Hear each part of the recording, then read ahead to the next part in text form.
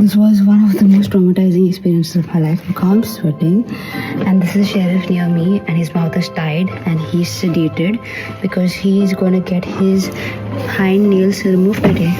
So I take him in the car, and the doctor put him in, and he's tied his mouth really well. I know it's a pretty ordinary thing to take your pet to the vet, but Sheriff has always been difficult in regards to this because he's not an easy one to convince to sit in the car or on the bike because he gets really scared. And the only time we took him in the car was when he was small, so the vet always has to come home.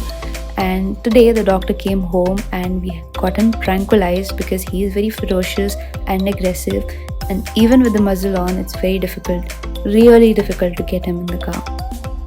So after he was tranquilized, he was going all wobbly and was losing consciousness, and then he vomited.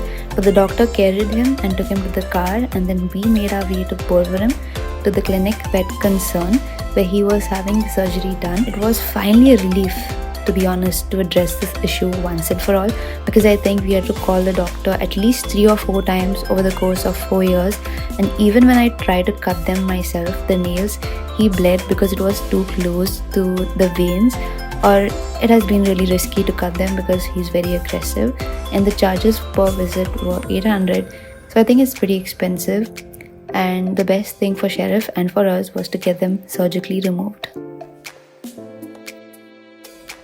After a week, it was time to remove the bandages, so we were trying to distract him, but our tactics were failing brutally. So the pink one was a bit loose and it was easier to remove, while the blue one was bound around pretty tight, but we finally got it off.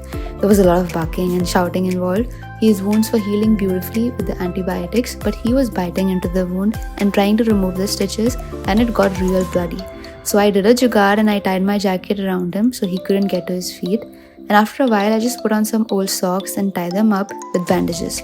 So if your dogs have nails like these which are growing out and piercing into their flesh and it's difficult to cut them, I'd recommend that you get them surgically removed because really that's the only solution.